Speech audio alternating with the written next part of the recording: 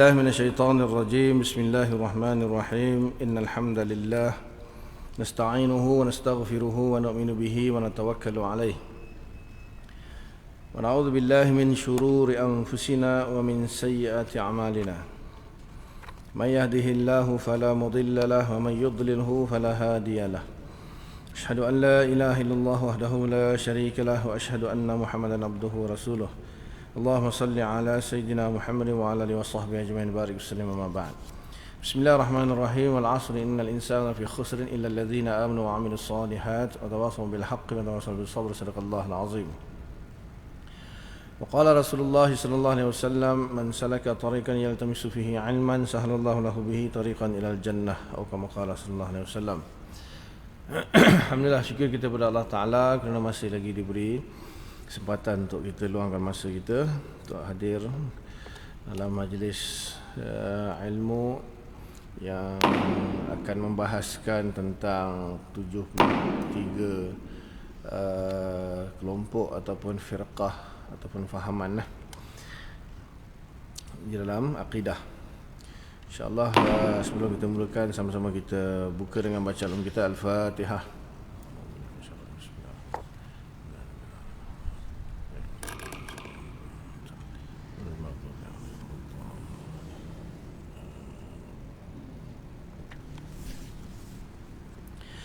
Muka surat 95, buku baru. Bab yang keempat, sejarah ringkas fahaman Syiah. Jadi dia mulakan dengan Syiah sebab paling masyhur, paling menonjol lah. Walaupun yang mula-mula muncul tu bukan Syiah, Khawarij, tapi bibit-bibit Syiah tu sudah ada. Fahaman Syiah. Erti Syiah dalam bahasa Arab adalah pengikut. Secara bahasa, Syiah tu pengikut atau kelompok. Syiah Ali. Syiah Ali berarti menurut bahasa Arab pengikut Ali, maksudnya pengikut Sayyidina Ali. Ini adakah benar mereka ni pengikut Sayyidina Ali? Dari zahirnya memanglah pengikut Sayyidina Ali. Tapi nanti jangan sampai bila maknanya pengikut Sayyidina Ali, okey, Sayyidina Ali kan memang sahabat Nabi, menantu Nabi, so pengikut dia mestilah apa? Betul tak? Sayyidina Ali betul, pengikut belum tentu lagi. Pengikut belum tentu lagi. Sebab ukuran kita ukuran kita bukan hanya sekadar siapa yang kita ikut, apa yang kita ikut. Apa yang kita ikut. Jadi kalau mengatakan pengikut Sayyidina Ali, tapi betul ke mengikut apa yang Sayyidina Ali pegang? Cuma klaim kata pengikut Sayyidina Ali tetapi tidak berpegang seperti apa yang dipegang oleh Sayyidina Ali, so tak ada makna lah. Sebab kan bila kita contohnya kita klaim saya pengikut mazhab Syafi'i, itu dah nampak betul ke tu? Betul ke dia ikut mazhab Syafi'i? Ke dia klaim saja ikut mazhab Syafi'i? Tak kira Asy'ariyah sekalipun, saya pengikut Ahlussunnah wal Jamaah, saya pengikut Asy'ariyah, betul ke dia ikut? Klaim semua orang boleh klaim, tapi kena tengok dua-dua lah. Kena tengok dua-dua. Bila kita tengok amalan-amalan ataupun fahaman atau i'tiqad dia macam mana. Ini kalau bercanggah dengan Sayyidina Ali sendiri, maka klaim je lah pengikut Sayyidina Ali, padahal Sayyidina Ali sendiri tak pernah berfahaman begitu. Cuma mungkin asalnya itu mereka di pihak Sayyidina Ali, dan akhirnya mereka membuat beberapa pemahaman-pemahaman yang baru, i'tiqad-i'tiqad yang baru. Tetapi erti kaum Syiah menurut istilah yang dipakai dalam lingkungan umat Islam ialah kaum yang beriktikad bahawa Sayyidina Ali, beliau tu karramallah wajhah. Karramallah wajhah, mudah-mudahan Allah Ta'ala memuliakan wajahnya. Apa sebab? Macam-macam. Ada yang mengatakan dia ni tidak pernah melihat kemaluan ni semua hidup, macam-macam lah pendapat. Tapi mudah-mudahan Allah Ta'ala memuliakan wajahnya. Tapi kadang-kadang wajah boleh bermaksud zat lah. wa yabqa wajhu rabbika dzul jalali wal ikram kan. Wajah bermaksud zat. Allah mudah-mudahan Allah memuliakan dia. Wajah tu bahagian zat yang paling mulia. Manusia lah. Allah tak ada muka. Kecuali dot.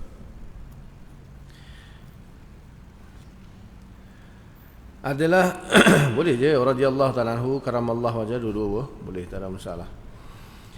Adalah orang yang berhak menjadi khalifah pengganti Nabi kerana Nabi berwasiat bahawa pengganti beliau sesudah wafat adalah Sayyidina Ali radhiyallahu ta'ala anhu. Boleh katalah kot, wallahu alam, sebab Syiah sendiri pecah banyak. Ini antara yang paling ringan, antaralah yang paling ringan. Dia kata sebenarnya yang layak menjadi khalifah setelah Nabi wafat adalah Sayyidina Ali. Itu je.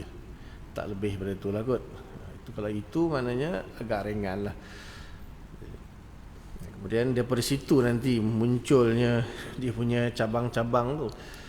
So bila Sayyidina Ali yang lebih layak, bererti Sayyidina Abu Bakar, Sayyidina Umar dan Sayyidina Uthman radhiyallahu anhum merampas. Yang lebih teruk lagi dah rampas kafir.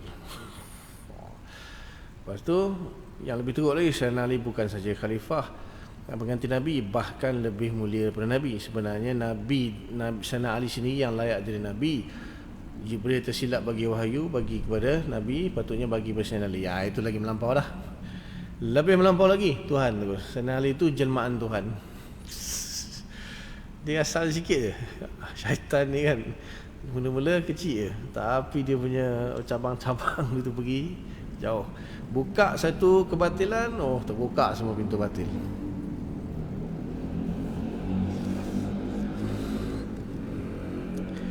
Kelanjutan dari i'tiqad ini, maka khalifah-khalifah pertama, kedua dan ketiga, iaitu Sayyidina Abu Bakar radhiyallahu taala anhu, Sayyidina Umar radhiyallahu taala anhu dan Sayyidina Uthman radhiyallahu taala anhu adalah khalifah yang tidak sah, perampas-perampas yang berdosa kerana mengambil pangkat khalifah tanpa hak dari Sayyidina Ali karamallahu wajhah. Nanti ada didatangkan dalil-dalil lepas ni. Yang tuduh perampas pula dah. Dah tuduh perampas. Maka inti dari fahaman Syiah selanjutnya adalah pangkat khalifah pengganti Nabi sesudah Nabi wafat diwarisi oleh ahli waris Nabi dengan jalan tunjukkan dari Nabi yang ditunjuk oleh Nabi Muhammad sallallahu alaihi wasallam pengganti baginda sesudah baginda wafat adalah Sayyidina Ali bin Abi Talib karamallahu wajhah, iaitu saudara sepupu Nabi, menantu Nabi, pahlawan Islam yang berani, salah seorang dari 10 sahabat yang telah dikhabarkan oleh Nabi akan masuk syurga. Barang siapa yang tidak menerima faham ini adalah orang terkutuk kerana tidak mahu menuruti wasiat Nabi. Jadi itulah antara dia punya alasan-alasan dia. Tak boleh panjang-panjang ni. Ini pun dia akan hurai lah. Dia akan huraikan dalil apa semua. Sebab ni paling panjang sampai 100 lebih, 150 lebih silap saya. Ke 170 lebih. Tentang apa ni? Syiah ni 170 sampai 173. Bab 4, bab 7. Dia bahas daripada bab 4 sampai bab 7. 169 panjang, sekat 100 lebih 50 muka surat.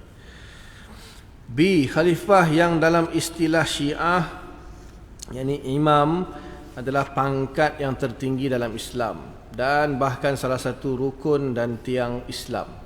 Kerana itu tidak mungkin pangkat itu dibiarkan begitu saja dan diserahkan kepada pilihan rakyat. Imam harus ditunjuk oleh Nabi atau imam-imam yang lain.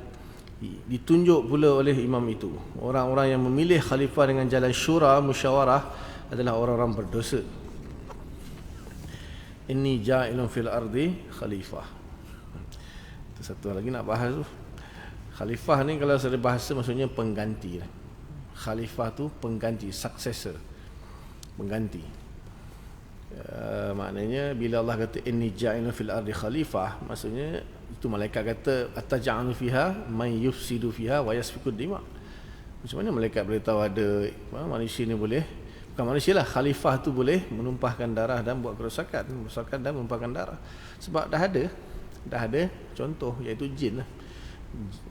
Dari yang masyhur lah, jin sudah pun menempati bumi sebagai khalifah bumi ketika itu, dan dia telah merosakkan lah, sebab kerosakan dan menumpahkan darah. So Allah Ta'ala nak cipta khalifah, pengganti bagi jin.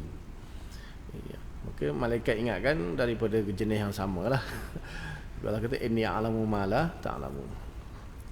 So khalifah menurut secara bahasanya pengganti. So di sini maknanya pengganti yang mengganti Nabi itu mestilah Sayyidina Ali, tak boleh selain Sayyidina Ali. Tak boleh dipilih dengan cara mesyuarat dan sebagainya lah. Sebab nantilah kita baca. C. Khalifah atau imam itu menurut faham Syiah adalah maksum.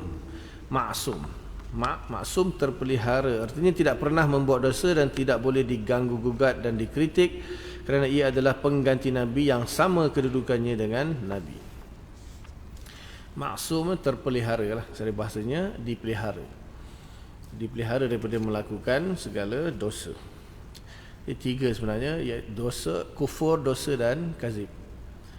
Maksum kalau dalam pembahasan akidah, Nabi itu maksum berarti terpelihara daripada kufur, maksiat ataupun dosa dan kazib. Dia ada khusus dia punya bab kazib ni. Bab kazib dia terpelihara, walaupun kazib itu dosa juga sebenarnya, tapi dia datang jadikan satu lagi poin sebab ada pembahasan khusus tentang kazib bagi Rasul. Sebab Rasul kan menyampaikan berita. Jadi menurut Syiah, khalifah pengganti Nabi pun maksum juga. Ini tantangan ahli sunnah, nanti dia akan bahas insya-Allah. Di khalifah atau imam masih mendapat wahyu dari Tuhan walaupun tidak dengan perantaran Jibril, dan wahyu yang dibawa itu wajib ditaati. Imam-imam kaum Syiah mewarisi pangkat Nabi atau jabatan Nabi walaupun ia bukan Nabi. Wahyu tak ada masalah dalam Quran kan. Allah Ta'ala mewahyukan kepada lebah, mewahyukan kepada Siti Maryam. Wahyu maknanya semua orang boleh dapat wahyu dalam erti kata ilham. Tapi kalau wahyu yang khusus, itu kan para nabi dan para rasul saja. Tapi menurut Syiah, ya wahyu maksudnya disamakan wahyu yang disampaikan kepada Nabi. Kalau kita wahyu-wahyu yang bila Allah Ta'ala sebut dalam Quran mewahyukan kepada lebah tu, tak macam mana ayat dia tak ingat lah. Jadi mewahyu juga, maksudnya mengilhamkan. Tapi di sini dia maksudkan wahyu seperti mana wahyu yang diperolehi oleh para rasul kepada khalifah tadi. Itulah inti dari faham Syiah, walaupun banyak yang lain menjadi kelanjutan dari fahaman itu. Ini asal. 4 poin ni adalah asal daripada fahaman Syiah. Munculnya Syiah kerana 4 perkara ni lah. Keterangan yang keliru. Keliru biasanya bahasa Indonesia keliru yang salah. Yang keliru yang salah. Kalau kita keliru tu confuse kan. Kalau Indonesia keliru maknanya salah. Ada beberapa orang kaum orientalis, mustasyriqin. Mustasyriqin ni maksudnya orientalis. Orang yang orang-orang barat yang suka menyelidiki dan menulis soal-soal Islam. Dikaji Islam. Yang menerangkan bahawa faham Syiah itu adalah faham yang mencintai Sayyidina Ali atau orang-orang yang mencintai Ahlul Bait Rasulullah sallallahu alaihi wasallam. Imam Syafi'i kata. Imam Syafi'i kata kalaulah Syiah itu mencintai Sayyidina Ali, maka aku pun Syiah juga. Dapat kat Wahbi tengok tu, Imam Syafi'i Syiah.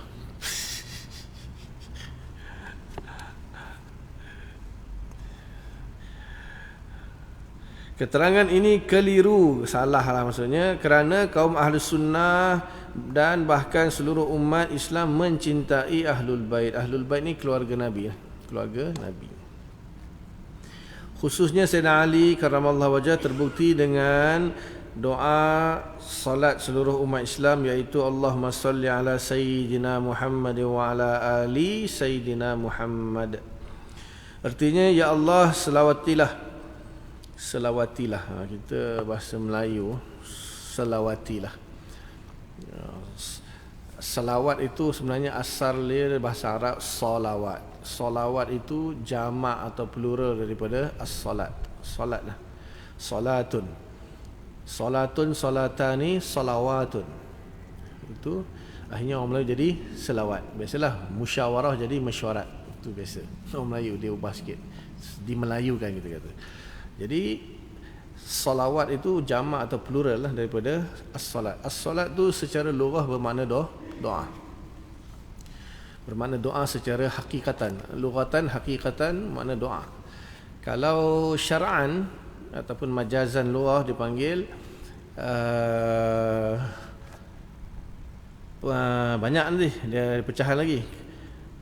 Allah selawat kepada Nabi, malaikat selawat kepada Nabi, kita selawat kepada Nabi, Allah selawat kepada kita. Dia ada 4 pembahasan tu. Ringkasnya kalau selawat yang kita Melayu kata selawat tu maknanya solat Allah kepada Nabi. Allah memberikan rahmat makrunan bitta'zim kepada Nabi SAW, rahmat yang diiringi dengan ta'zim. Kalau malaikat selawat kepada Nabi, kan ada ayat tu kan, innallaha wa malaikatahu yusalluna 'alan nabi. Malaikat dan Allah selawat kepada Nabi. Maksudnya kalau Allah selawat kepada Nabi, maksudnya Allah memberikan Nabi rahmat yang diiringi dengan ta'zim, rahmat ta'zim, makrunatan bitta'zim. Malaikat berselawat kepada Nabi, masyhur jumhur kata istighfar. Cuma Imam Dusuki, Syekh Imam Dusuki dalam Hasyiah Alam Barahin tu dia kata, tahqiq kata malaikat sama dengan kita, bukan istighfar. Iaitu kita dan malaikat berdoa kepada Allah supaya Allah memberikan rahmat ta'zim kepada Nabi. Itu makna kita selawat di sini kan. Ya Allah selawatilah atas, maksudnya ya Allah berilah rahmat ta'zim kepada penghulu kami Muhammad sallallahu alaihi wasallam.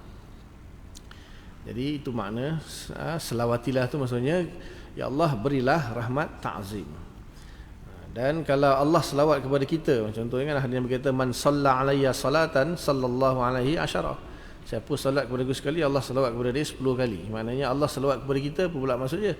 Allah beri kita rahmat, tapi ghairu makrunatin bitta'zim. Beza dia. Rahmat kepada Nabi makrunatan bitta'zim. Kalau kita tak ada, rahmat biasalah, rahmat biasa. Itu makna selawat orang Melayu. Kemudian poin dia di sini wa ala ali sayyidina Muhammad, dan juga kepada ali. Ali itu keluarga. Ali itu maksudnya keluarga. Dan kepada keluarga Nabi Muhammad SAW. Ulama khilaf apa maksud keluarga Nabi. Banyak pendapat, ringkasnya ada yang ali bermakna umum, ada ali bermakna khusus. Kalau ali bermakna khusus, khilaf juga. Kita mazhab Syafi'i kata Bani Muttalib dengan Bani Hashim.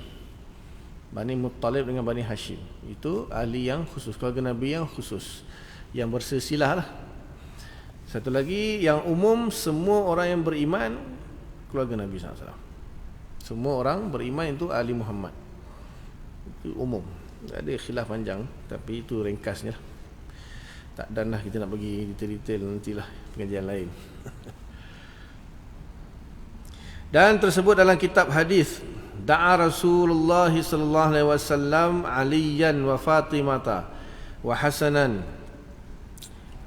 wa Husainan. Dia ha tu terpisah dengan sin. Wa Husainan. Hasan Husain. Husain tu tasghir bagi Hasan. Sirat tasghir dia panggil. Semua sirat kalau ditasghirkan jadi wazan fu'ailun. Wazan fu'ailun. Hasanun Husainun. Jamalun Jumailun, Nasirun Nusairun, Amar Umair, Hamid Humaid. Semuanya itu wazan tasghir. Zabir Zubair dan sebagainya. Jadi Allahumma haula'i ahli. Rawahu Muslim. Ya ke? Haslim tu sini. Cetakan insya-Allah. Rawahu Muslim. Ha tu disambung dengan sin. Ni dalam yang barulah, yang siapa yang baru tu banyak betulan ni. Takut pening. Dipatutnya rawahu ha bulat asing, batu Muslim. Artinya batu dia ada syarah Muslim Jassas tu, jihaz apa tu. Susah nak baca kalau dah salah cetak ni. Artinya Rasulullah SAW memanggil Sayyidina Ali, Fatimah, Hasan dan Husain, maka beliau berkata, ya Allah, mereka inilah keluarga aku. Hadis riwayat Muslim dan syarah Muslim. Syarah Muslim Imam Nawawi yang masyhur. Jadi daripada ni inilah dikatakan keluarga Nabi, maknanya ulama kata ini yang khusus. Dan tersebut adalah hadis Bukhari dan Muslim. Biasanya kan kalau keluarga ni dia daripada lelaki. Masalahnya Sayyidina Ali dia bukan anak Nabi, Sayyidina Ali dia sepupu Nabi. Mungkin dipandang atas lagi lah. Bila sepupu maknanya sama pakcik dengan tu atas Abdul Muttalib. Kan mana? Abi Talib bin Abdul Muttalib, Abdullah bin Abdul Muttalib. Jadi Abdul Muttalib itulah dia punya core dia lah. Betul pecah Abdullah, Abu Talib, Abdullah lahirkan Nabi, Abu Talib lahirkan Sayyidina Ali, dia sepupu. Sebab Abdullah dengan Abu Talib dia beradik ya. So Nabi dengan Sayyidina Ali sepupu. Dan anak Nabi Siti Fatimah. Siti Fatimah dikahwinkan dengan pakcik dia lah Sayyidina Ali. Selalunya keturunan tu dia yang biasa anak lelaki kepada seseorang tu lah, dari situ dia punya silsilah, dikatakan keluarga tu daripada lelaki. Sebab tu Nabi Isa tidak dikatakan Bani Israel, sebab dia daripada Siti Maryam.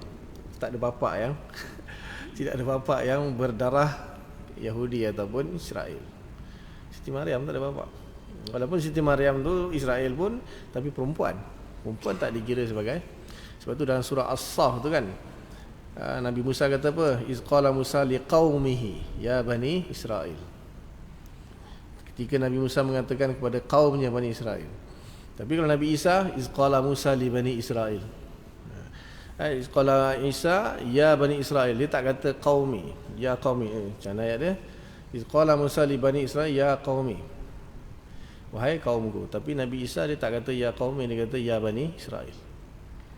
Sebab tak sabit dia punya keturunan dengan Bani Israel. Sebab bapa dia tak ada bapa. Nabi Isa tak ada bapa. Mak, walaupun mak berbangsa keturunan takkan diambil daripada mak. Tapi di sini pada Nabi dikira di situlah. Mungkin khusus untuk Nabi, Siti Fatimah itu dikira keturunan atau diambil daripada Abdul Muttalib. Itu dia kata selalu, Imam Syafi'i kata keturunan Nabi Bani Abdul Muttalib dengan Bani Hashim. Abdul Muttalib bin Hashim, Hashim bin Abdul Manaf. Betul? Itu pun satu pembahasan jugalah. Nabi anak lelaki tak ada anak, berziarat daripada anak lelaki semuanya meninggal. Itu hikmah. Tak tahulah kalau Nabi ada anak lelaki, Nabi wafat meninggal anak lelaki, perang besar lagi ya. Baru sepupu ya, baru menantu saja kan dah jadi Syiah. Belum bagi anak. Itu hikmah Allah Ta'ala.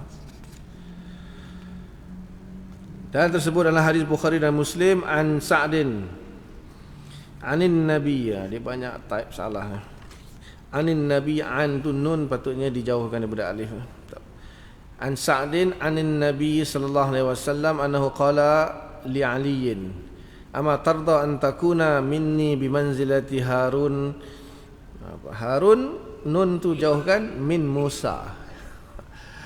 Ditulis itu Haruna min Musa. Nun tu patutnya pisah dengan min.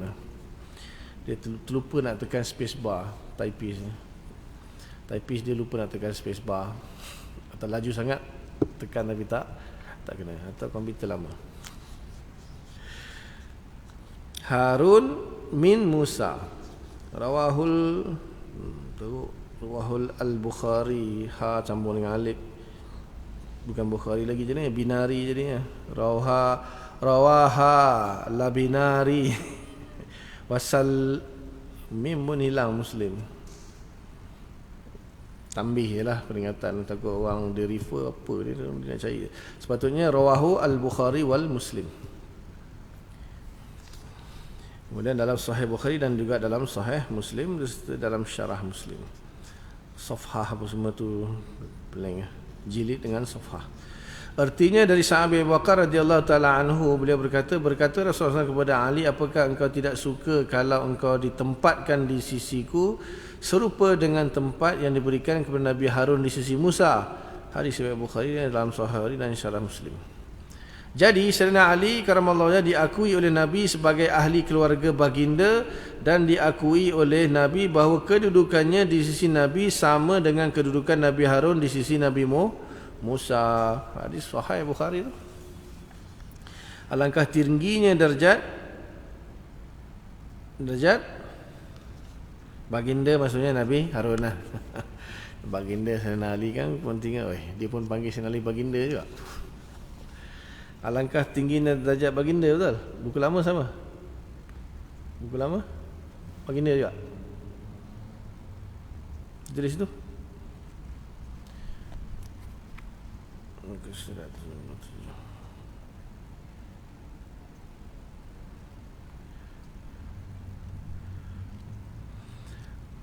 Mana kesalahan-kesalahan yang mungkin berlaku dalam kitab ni, saya terpaksa betul kan.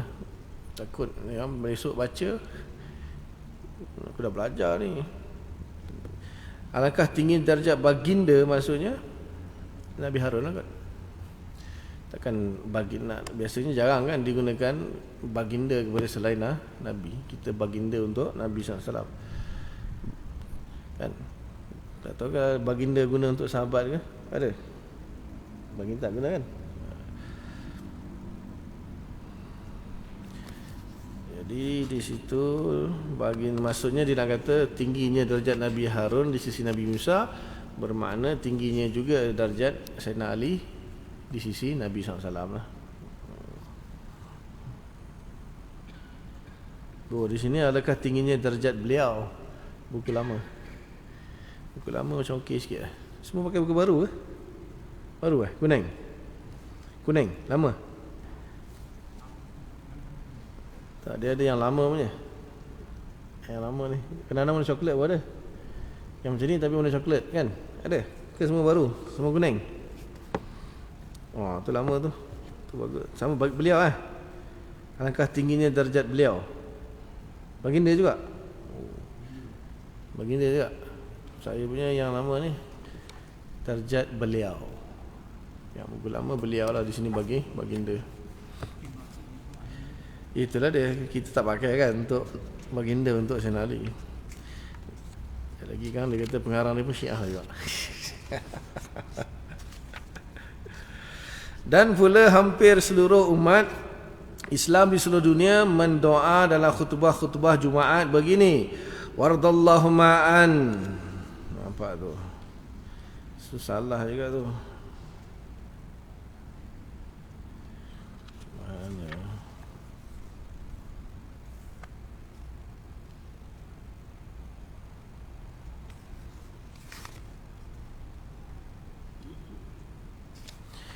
wardallahumma an Laythi bani Ghalid imamil masjid. Ayah saya tak kata ni.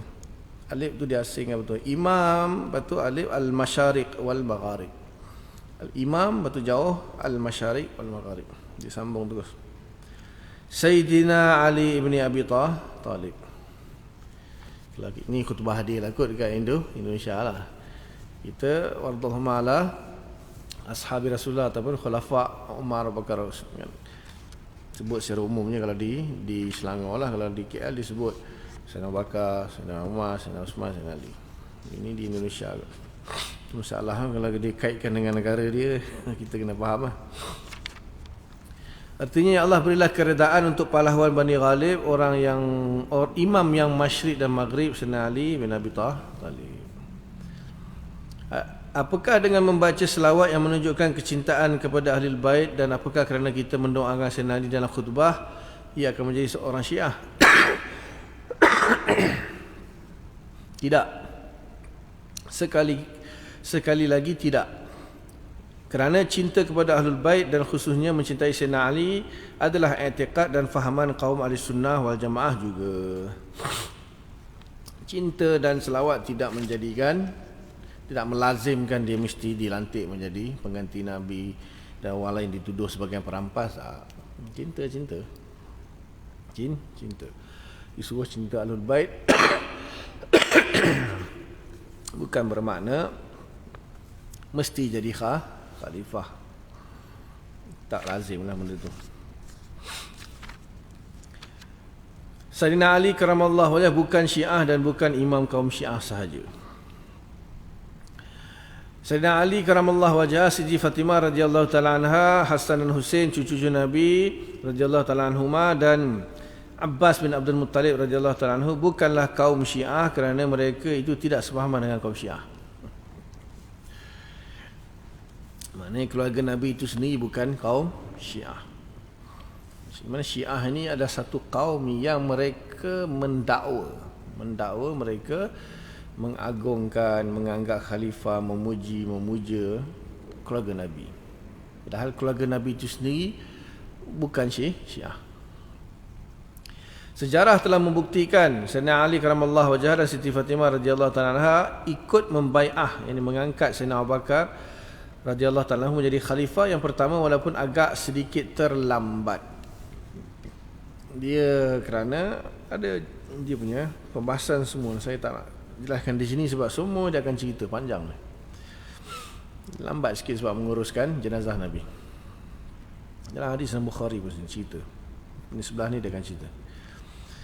Yang kedua, Sayyidina Ali karamallahu ikut membaiat khalifah yang kedua, iaitu Sayyidina Umar bin Khattab radhiyallahu ta'ala anhu. Sayyidina Ali karamallahu membaiat Sayyidina Uthman khalifah yang ketiga, walaupun beliau termasuk salah seorang calon untuk itu dan termasuk salah seorang anggota pemilih. Dia baiat Sayyidina Umar, dia baiat Sayyidina Abu Bakar, dia baiat Sayyidina Umar, dia baiat Sayyidina Uthman. Tiga. Kalau perampas kurang-kurang seorang lah. Seorang, lepas tu dia rampas balik lah. Tak. Yang kedua pun dia baiat lagi. Yang ketiga dia baiat, lepas tu baru dia jadi. Beliau tidak mencalonkan dirinya dan tidak memilih dirinya. Andai kata ada wasiat Nabi SAW kepadanya bahawa yang harus menjadi khalifah sesudah Nabi adalah dia sendiri, tentulah beliau tidak akan membaiat Sayyidina Abu Bakar, Umar dan Uthman. Aku khalifah lah, Nabi sini wasiat. Maknanya dalil yang digunakan oleh Syiah itu Sayyidina Ali sini tak guna. Sayyidina Ali sini tak gunakan dalil itu yang dah Nabi cakap kat dia tu. Nabi cakap kat aku lah, aku ni macam Harun tau. Engkau bakar tak ada pun. Aku ni dah macam Harun, macam kan, kepada Nabi Musa. Partner kan. So akulah yang paling layak. Ni tak, biar lu sama bakar jadi, biar Sayyidina Umar siap baiat lagi, Uthman, lepas tu baru jadi khalifah. So dia sini tak gunakan dalil tu untuk diri dia lah. Tiba-tiba kaum Syiah gunakan dalil tu untuk kata Sayyidina Ali sepatutnya layak. Orang yang diangkat tu sendiri pun tak gunakan dalil tu.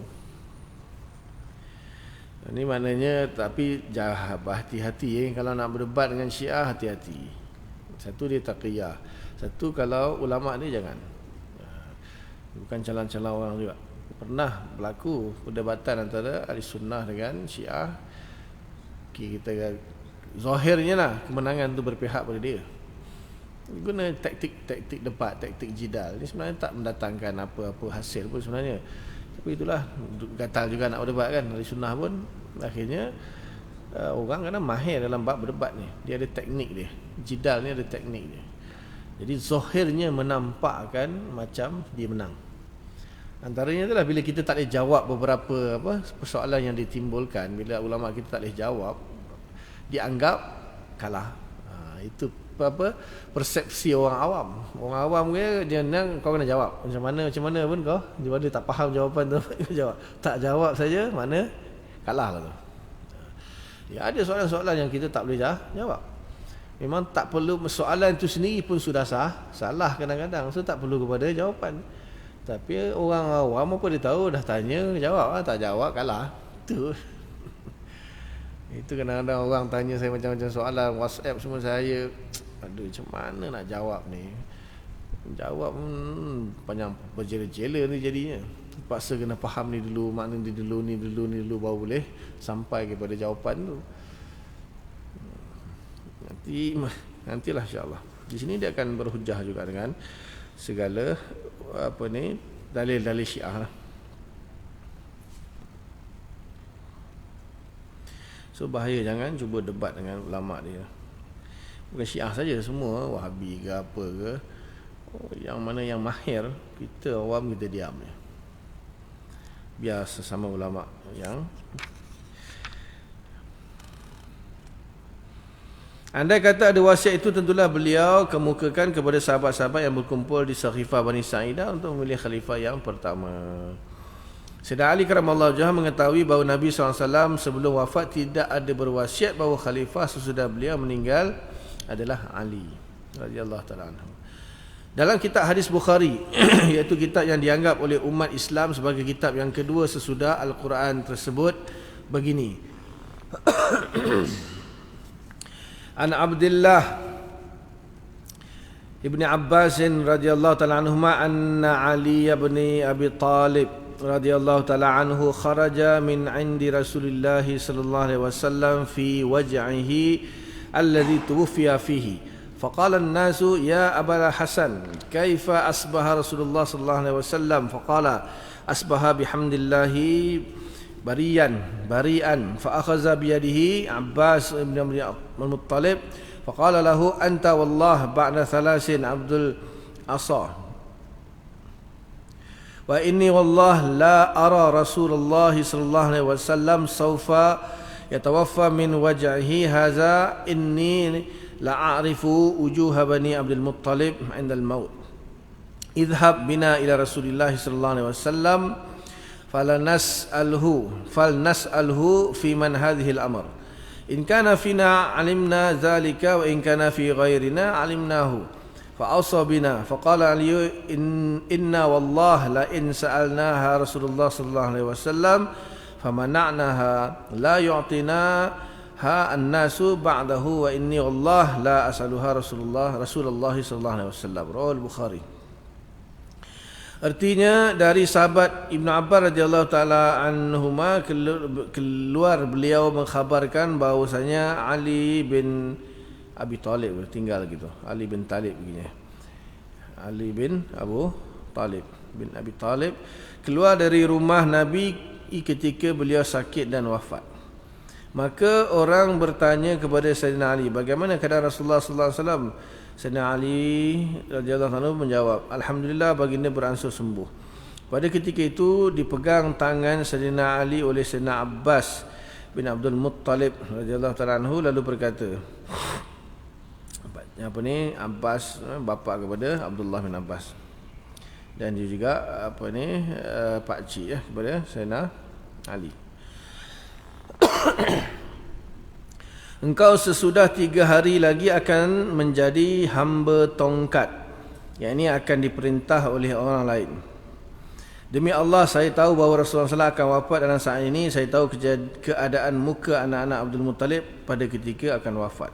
Mari kita masuk kembali kepada Rasulullah SAW dan kita tanyakan kepada baginda siapakah gerangan yang akan memegang jawatan ini sesudah baginda meninggal. So Abbas kata, apa ni, nampak gaya macam Nabi dah nak wafat. Dia kata dia kenal lah kebanyakan anak cucu-cucu Abdul Muttalib ni kalau nak meninggal, rupa dia dah nampak lah tanda-tanda. Sayyidina Abbas kata, jom kita pergi tanya. Hamba tongkat ni peribahasa lah, maknanya dia akan diperintahkan. Hamba ke tongkat, orang yang diperintah, bukan yang memerintah. Maka Sayyidina Abbas minta tanya, siapa kalau Nabi wafat siapa nak ganti? Kalau kepada kita diserahkan maka kita sudah tahu, dan kalau kepada orang lain maka kita pun sudah tahu, atau kita desak baginda mewasiatkan untuk kita. Ini Abbas. Sayyidina Ali menjawab, kalau kita minta dan Nabi tidak memberikannya, maka jabatan ini selamanya tidak akan memintanya kepada Rasulullah sallallahu alaihi wasallam. Kalau kita minta dan Nabi tidak memberikannya, maka jabatan atau jabatan ini selamanya tidak akan tengok Arab dia.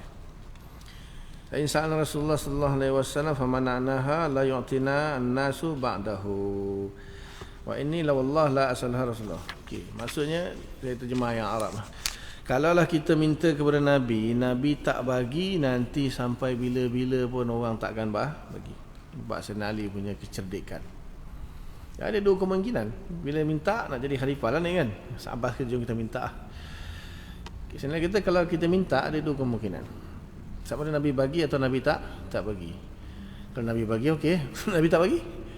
Bahkan kalau Nabi tak bagi, maknanya bukan aku saja, seluruh keturunan takkan boleh jadi khalifah. Itu akibat dia. So dia kata, Allah aku tidak akan minta. Takkan minta. Sayyidina Ali dia bijak, dia pandai. Kan? Maknanya kalau orang yang kurang bijak sikit, confirm lah si Nabi si bagi ni, dia tak fikir kemungkinan Nabi tak bagi tu, tak fikir. Kalau Nabi tak bagi, dia kata sampai ni yang bahasa Arab dia lah, saya terjemahkan bahasa Melayu tu pening sikit terjemahan. Dia kata la yu'tinaha an-nasu ba'dah. Maknanya kalau famana'na la yu'tina.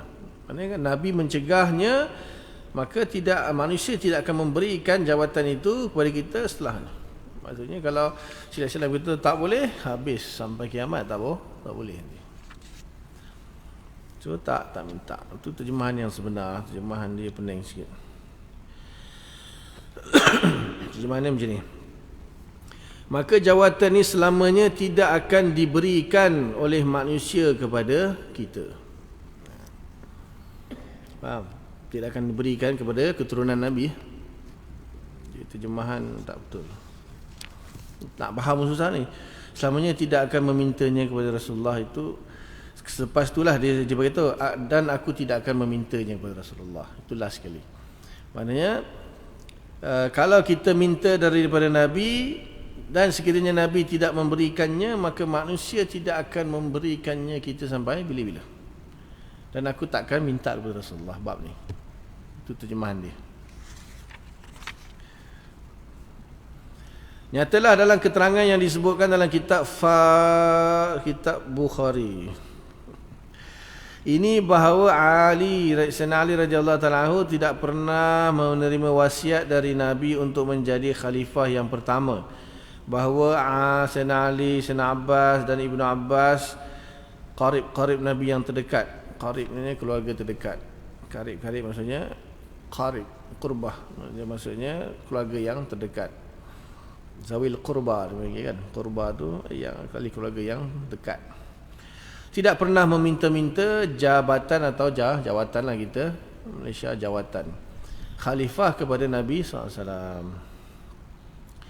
Dapat juga dipetik dari keterangan ini bahawa Sayyidina Ali radhiyallahu ta'ala anhu bukanlah orang yang berfaham serupa faham Syiah yang mengiktikadkan bahawa jawatan imam adalah dari tunjukkan Nabi, maksudnya daripada arahan Nabi, dan bahawa beliau ditunjuk oleh Nabi untuk jawatan itu, Kerana itu dapat disimpulkan bahawa Sayyidina Ali radhiyallahu ta'ala bukan pengganut faham Syiah, bukan termasuk golongan Syiah dan bukan imam kaum Syiah saja, tetapi imam kaum Ahli Sunnah wal Jamaah dalam erti yang luas.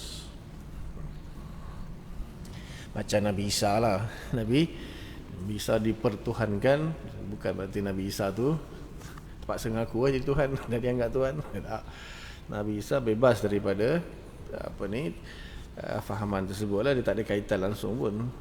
Dia itulah dia maknanya yang kena diuji oleh Allah Ta'ala. Dua pengikut Nabi Isa dan pengikut Sayyidina Ali.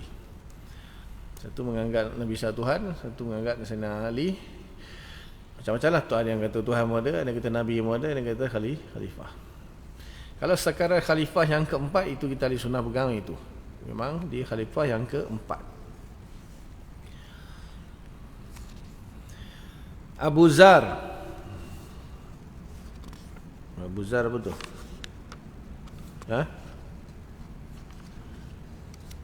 CS apa CS? Customer service. CS apa CS? Ada yang tahu? Pelik-pelik ya. Ada orang Malaysia ni. CS. Dia tak panggil C, dia C.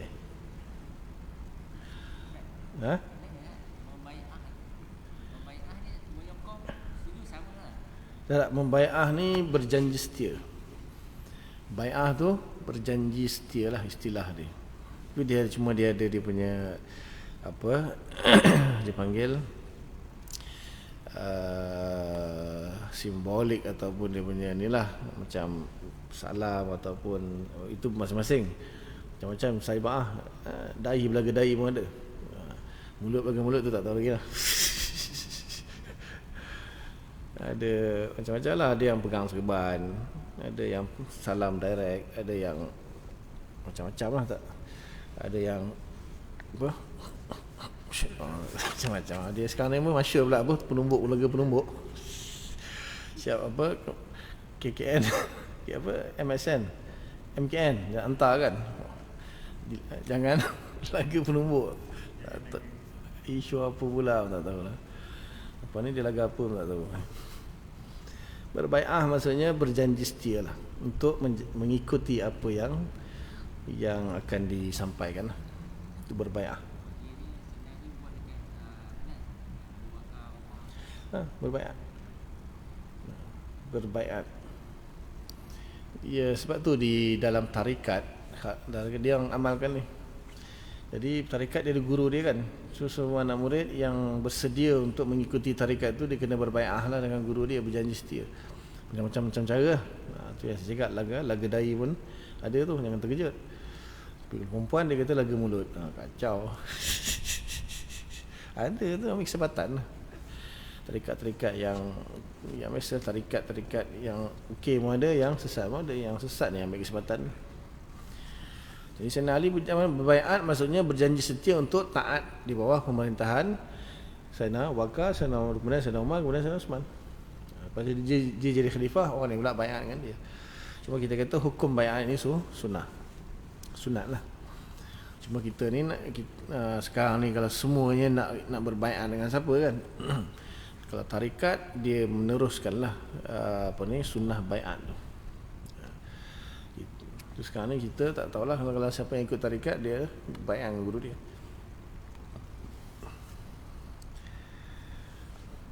Panjang kalau bab bai'at saja, panjang, semua pembahasan dia di dalam bab tasawuf.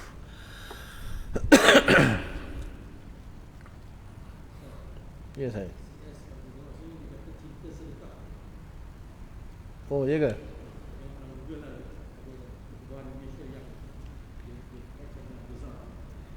Cinta sedekah. Okey, terima kasih Ji. Dia Abu Zar ni di antara sahabat-sahabat Nabi yang zuhud. Dia ada dua orang sahabat Nabi yang terkenal zuhud, Abu Zar dengan Abu Darda.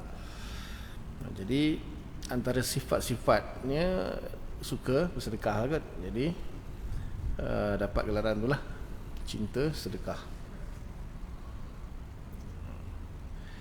Sikit-sikit dengan kalau customer service tu lain sikit lah.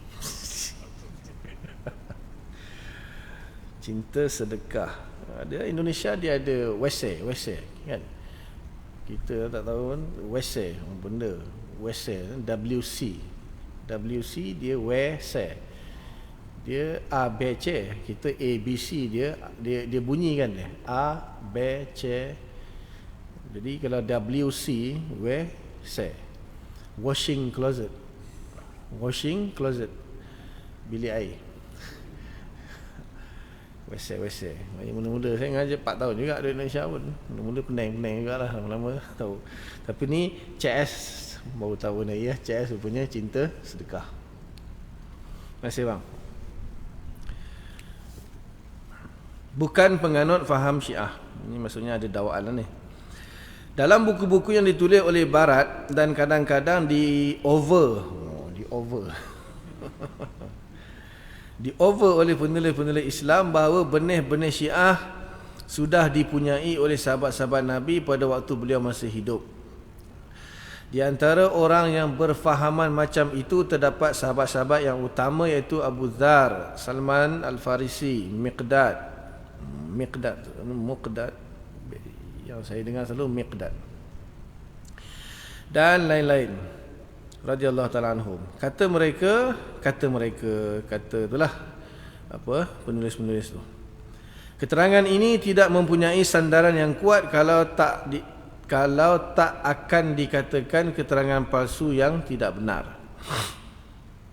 Abu Dzar dan kawan-kawan beliau itu tidak pernah berfaham bahawa Nabi berwasiat kepada Sayyidina Ali radhiyallahu ta'ala tentang khalifah, bahawa khalifah harus turun-temurun dari anak ke cucu dan lain-lain sebagainya, seperti fahaman Syiah. Mungkin ada sahabat Nabi yang berfahaman bahawa Saidina Ali lebih mulia dari Abu Bakar radhiyallahu ta'ala anhu kerana beliau saudara Nabi dan menantu Nabi, tetapi mereka bukan berfahaman bahawa khalifah sesudah Nabi wafat mesti Saidina Ali radhiyallahu ta'ala anhu. Buktinya mereka semua membai'ah mengangkat Saidina Abu Bakar radhiyallahu ta'ala anhu sebagai khalifah yang pertama. Maknanya kalau geng-geng nama-nama yang disebutkan Abu Dzar, Salman Farisi, Miqdad radhiyallahu anhu, dah tentulah dia akan mempertikaikan kekhalifahan Sayyidina Abu Bakar. Akan timbul isu dari situ. Kenapa tak masa tu bangkitkan isu tu? Dia orang berbaiat je Abu Bakar Siddiq. Maknanya itu hanya dakwaan sajalah. Dia ada dalil yang lebih kuat lagi ni. Saya takut nanti dia bahas kot akan dalam kitab.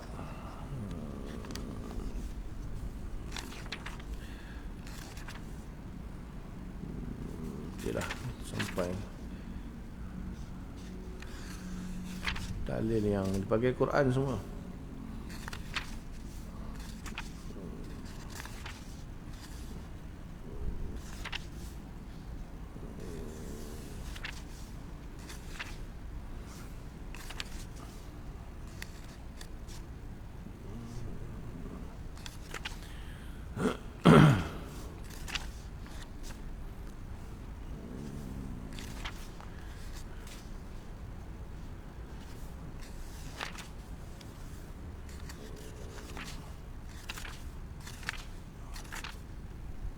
Nanti insyaAllah nak try kalau boleh selesai Syiah ini, kalau boleh. Cuma dah dalil apa hujahnya, nanti dia cerita dulu, lepas tu jadi berdatangkan hujah, fahaman dia, hujah dia, lepas tu jawab kita, dalil kita, jawab balik pada hujah dia, panjang.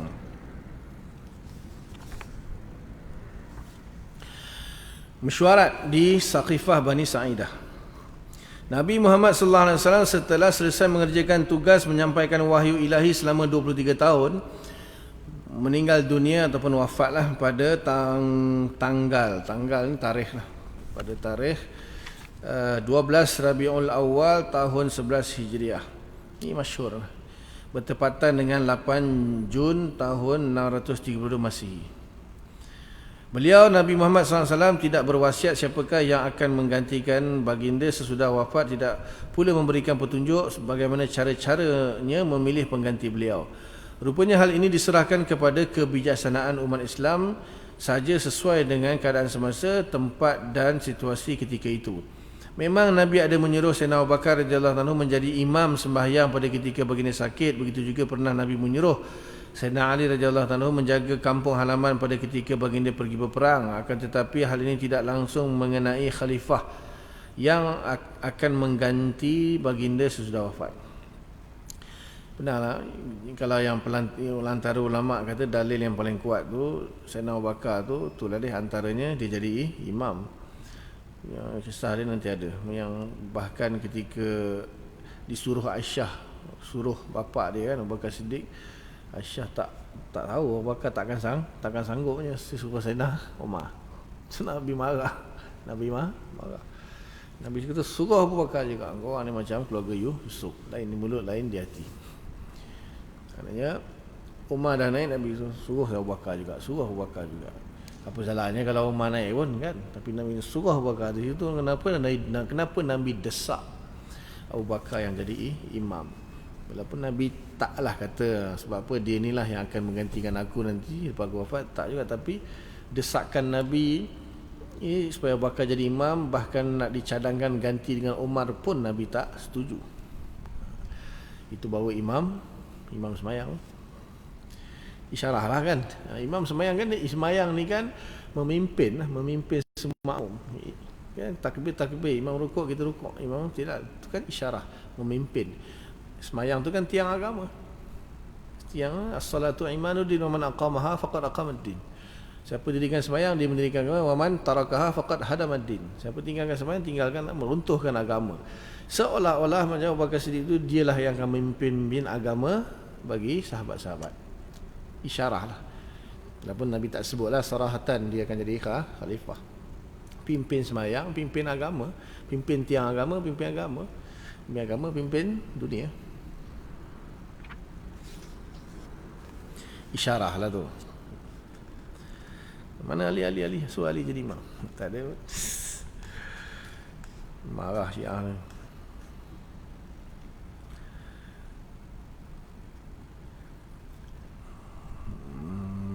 Memang maka pada hari wafatnya Nabi Muhammad sallallahu alaihi wasallam, spontan sahabat-sahabat terkemuka, orang-orang Ansar, yakni orang Madinah dan orang Muhajirin yang berpindah dari Mekah ke Madinah berkumpul di satu balai yang bernama Saqifah Bani Sa'idah.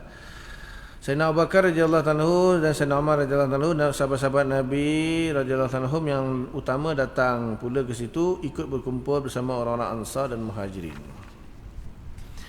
Sayyidina Ali radhiyallahu anhu menantu Nabi dan saudara sepupu Nabi tidak datang ke mesyuarat itu kerana beliau sibuk di rumah mengurus jenazah Nabi yang belum dimakamkan. Dalam mesyuarat itu kaum Ansar mencalonkan Sa'ad bin Ubadah. Sa'ad bin Ubadah katanya. Ubaidah gitu. Sa'ad bin Ubadah. Orang Madinah, orang Ansar, untuk menjadi khalifah, sedang orang-orang Muhajirin mencalonkan Abu Bakar, Umar bin Khattab atau Abu Ubaidah ibnu Jarrah radhiyallahu ta'ala anhum. Ni dia ceritalah, sebenarnya cerita tentang masalah ni masyhur, termaktub di dalam kitab-kitab tarikh, kitab-kitab ulama lah. Dia asal dia bila Nabi wafat, kemudian solat jenazah pun panjang, bab solat jenazah ni. Solat jenazah siapa nak jadi imam untuk mensolatkan jenazah itu panjang. Jadi setelah tu nak uruskan jenazah, tiba-tiba orang Ansar, orang Madinah sudah pun bersiap-siap untuk melantik pengganti Nabi. Sebab Madinah negara dia, tanah dia, negara dia lah.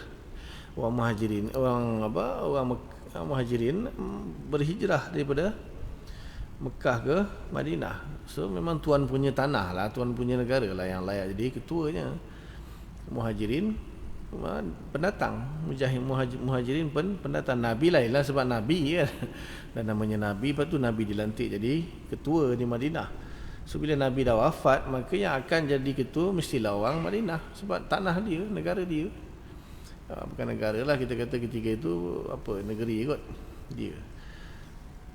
Tapi bila Abu Bakar Siddiq dengar kata orang-orang Ansar, orang Madinah, dia nak lantik ketua, maka cepat-cepat Abu Bakar pergi. Masa tu tertinggal sekejap pengurusan jenazah.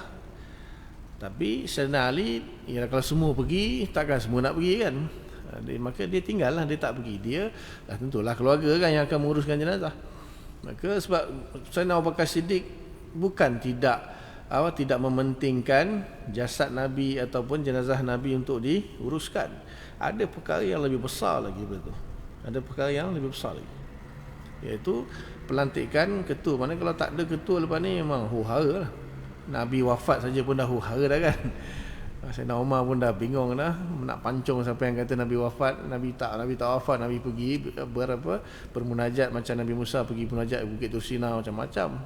Siapa kata Nabi wafat, aku pancung kepada dia. Kalang kabut dah. Sayyidina Osman lagi kebingungan tu, pergi salam pun tak dengar lah. Jadi kelang kabut. So sahabat Bakar menganggap urusan untuk melantik itu lebih penting daripada urusan menguruskan jenazah Nabi. Bahkan sudah ada orang untuk menguruskan jenazah Nabi, tak perlu ramai-ramai lah kan. Maksudnya kalau dia tak, sebab dia tak pergi dekat Bani Saqifah tu, nanti mungkin akhirnya dah dilantik, dah dirasmi, tiba-tiba kita nak lucut jawatan pula kan. Sebelum pelantikan berlaku, dia dah sampai dah. Itu pembahasan panjang dalam kitab-kitab Arab dah. Jadi di sini dia cerita biasa je lah, dia tak cerita dari sudut tu lah, dia cerita situasi biasa je. Jadi Sayyidina Ali tinggal untuk menguruskan jenazah Nabi, Siti Fatimah dan lain. Adapun Sayyidina Ali tidak ada yang mencalonkan beliau, mungkin kerana umur beliau masih muda, sangat muda ketika itu. Jadi dalam proses itu maknanya bila dia orang lantik Sa'ad bin Mu'adh, maka Abu Bakar datang beritahu Nabi kita tidak akan ada kaum melainkan di kalangan Quraisy. La takunu al-amiru illa min Quraisy. Tidak ada amir melainkan daripada kalangan Quraisy. Tidak akan boleh jadi ketua melainkan di kalangan Quraisy. Itu ada hadis Nabi SAW. So akhirnya Bila orang Ansar dengar tu, Nabi cakap, hadis Nabi kan, Nabi kata tidak boleh jadi ketua melainkan di kalangan Quraisy. So Quraisy Muhajirin. So ketika itu panjang cerita dia, akhirnya dia kata pilih Sayyidina Abu Bakar, kata pilihlah antara Umar dan Abu Ubaidah Al-Jarrah. Sayyidina Umar pun bangkit naik terus bayang Abu Bakar. Okey, kami nanti engkau jadi khalifah terus. Semua orang tengok Umar baiat Sayyidina Abu Bakar, semua pun ikut bayang Abu Bakar. Akhirnya jadi khalifah. Sayyidina Abu Bakar tak nak. 3 bulan dia menangis. 3 bulan dia menangis. Dia suruh Umar jadi khalifah. Dia tak nak. Dia belum nak terima jawatan tu, berat. Dia suruh Umar. Dia suruh sebab Umar ni memang ada daya kepimpinan lah. Umar ni kan Nabi kata, iza kana Nabi ba'ni la kana Umar. Kalau ada Nabi selepas aku, Umar paling layak. Jadi kat 3 bulan jugalah dia bersedih, menangis, tak mau terima jawatan tu. Kalau kita sedih 3 bulan tak dapat jawatan. Pernah satu peristiwa, satu orang Ansar, silap saya lah, seorang sahabat Nabi lah. Dia ingin memiliki tanah kot. Saya tak ingat cerita dia, lebih kurang macam tu lah, di sekitar Masjid Nabawi. Di sekitar Masjid Nabawi. Lepas tu dia dia mohon kepada Abu Bakar Siddiq radhiyallahu taala anhu, akhirnya Abu Bakar bagi masa jadi khalifah. Lepas tu bila Umar dapat tahu, dia pergi jumpa Abu Bakar Siddiq. Dia kata, mana boleh, kau tak boleh bagi tanah ni tanah Masjid Nabawi kan. Masa tu Abu Bakar jadi khalifah dah. Mana khalifah dah benar kan. Umar protes, kenapa kau bagi ke dia? Tahu Sayyidina Abu Bakar jawab apa? Kalau kita jawab apa? Aku khalifah, kau suruh lantik kau jadi khalifah, kau tak nak, sekarang kau nak bising-bising pula. Aku jadi khalifah, aku bagi hak aku nak bagi. Sayyidina Abu Bakar jawab apa? Itulah Umar, aku dah buat silap dah. Betul, kau yang layak bagi wakil, aku dah buat silap dah. Aku tak layak jadi khalifah, kau yang sepatutnya jadi khalifah. Umar terus terdiam. Umar terus terdiam. Dia tak tahu. Faham? Umar tak setujulah Abu Bakar benarkan orang tu ambil tanah di sekitar Masjid Nabawi. Dia terus pergi jumpa Abu Bakar. Kenapa? Apa engkau ni bagi kat dia? Sayyidina Abu Bakar kata, itulah aku cakap aku tak layak jadi khalifah, aku dah buat silap dah. Engkau yang sepatutnya lebih layak jadi khalifah. Tu tak jadi nak marah dia. Tak apa, engkau teruskan jadi khalifah. Kalau kita, aku khalifah, engkau siapa? Kau dulu suruh lantik, kau main lagi, kau tak nak. Sekarang tiba-tiba kau nak protes pula. Kalau kita lah kan. Saya lah, tuan-tuan tak tahulah. Mungkin macam Abu Bakar kot. Jadi akhirnya Abu Bakar, maka Sayyidina Ali tak ada calon ketika itulah. Tak ada isu pun masa tu, memang tak ada isu pun antara Sayyidina Ali ke Abu Bakar, Umar, tak ada isu. Dia orang je bangkitkan cerita ni, menimbulkan keraguan ataupun asabiah, ta'assub di kalangan umat Islam tu je. Ada setengah orang terus hairan lah, kalau ayah pin pun orang boleh ikut, apa lagi bab ni kan, manusia. Sesudah sedikit perdebatan yang tajam antara kaum Ansar dan kaum Muhajirin, sepakatlah mereka untuk memilih Sayyidina Abu Bakar radhiyallahu taala sebagai khalifah yang pertama pengganti Nabi. Sebagai tindakan sebagai dikatakan di atas, sayang sekali Sayyidina Ali tidak menghadiri pertemuan itu kerana sibuk di rumah. Tidak hadirnya beliau bukanlah kerana enggan, tetapi kerana soal teknik saja, iaitu kerana sibuk menguruskan jenazah Nabi SAW. Memang dapat dikatakan pula bahawa Sayyidina Ali radhiyallahu taala anhu dan isteri beliau Siti Fatimah radhiyallahu taala anha rasa kurang senang dengan mesyuarat di Bani Sakhifah Bani Sa'idah itu, kerana mereka itu berpendapat ada lebih baik menyelamatkan jenazah Nabi dahulu daripada perebutan khalifah. So Sayyidina Ali rasa pengurusan jenazah Nabi itu lebih penting menurut dia lah, buat dia. Bagi dia lebih penting untuk dia menguruskan jenazah Nabi daripada mengatasi masalah perebutan khalifah itulah. Tapi Abu Bakar Siddiq nampak lain. Dan dia nampakkan jenazah takkanlah 124,000 nak urus jenazah kot. Cukup 10 orang pun cukup lah kan. Ini ada, kalau tak ada masalah tu mungkin dia orang akan sama-sama uruskan, tapi dah ada masalah besar. Di sini dia punya hikmah dia. Macam-macam ulama keluarkan hukum di sini. Maknanya daripada perkataan atau biasa kita dengan akhafud dararain, memilih permasalahan yang lebih ringan mudaratnya. Maknanya ini ada kemaslahatan juga, ini pun ada kemaslahatan. Darul mafasid muqaddamu ala jalbil masalih. Menolak kefasadatan itu lebih diutamakan daripada mendatangkan kemaslahatan. Menguruskan jenazah Nabi satu maslahat itu. Tapi fasad yang mungkin timbul setelah pelantikan khalifah nanti bukan orang yang sepatutnya di khalifah, jadi itu masalah besar nanti. Itu melibatkan seluruh Madinah nanti, bahkan seluruh Islam. So bakal memilih bahawa ini lebih penting, bukan menganggap itu tak penting. Ini lebih bahaya kalau tak diatasi. Kalau jawatan khalifah tu tak, perebutan kuasa tu kalau tak diselesaikan, dia akan menimbulkan bahaya lebih besar lagi. Dan jenazah Nabi dah ada yang uruskan, okey. Tak perlu semua orang uruskan jenazah Nabi. Bukan menganggap tak penting pengurusan jenazah, ada benda yang lebih bahaya yang akan timbul kalau tak diselesaikan. Daripada situ ulama ambil banyak faedah lah daripada kisah ni.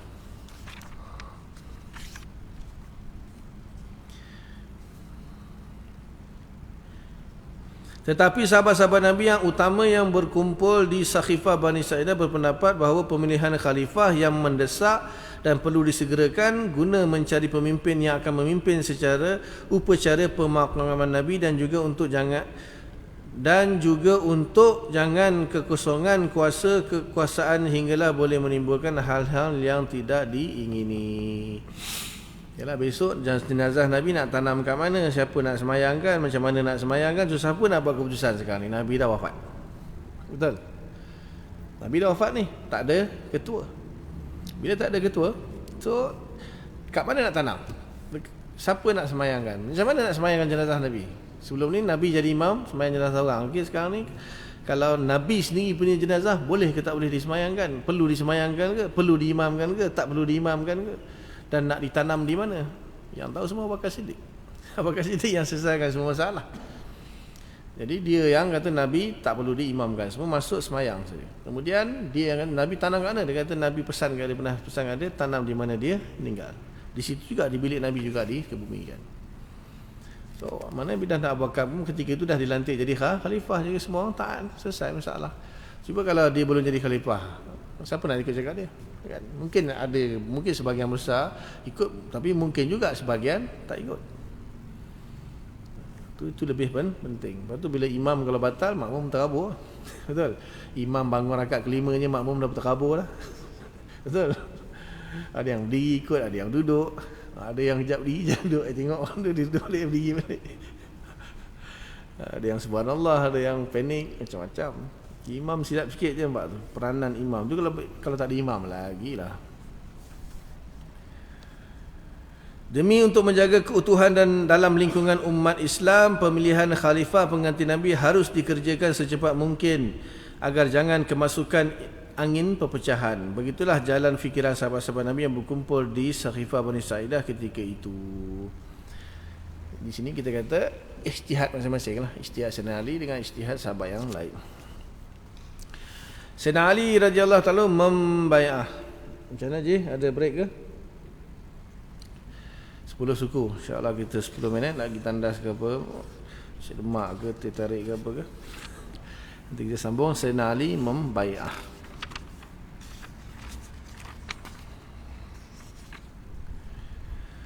Wallahu alam. Assalamualaikum warahmatullahi wabarakatuh.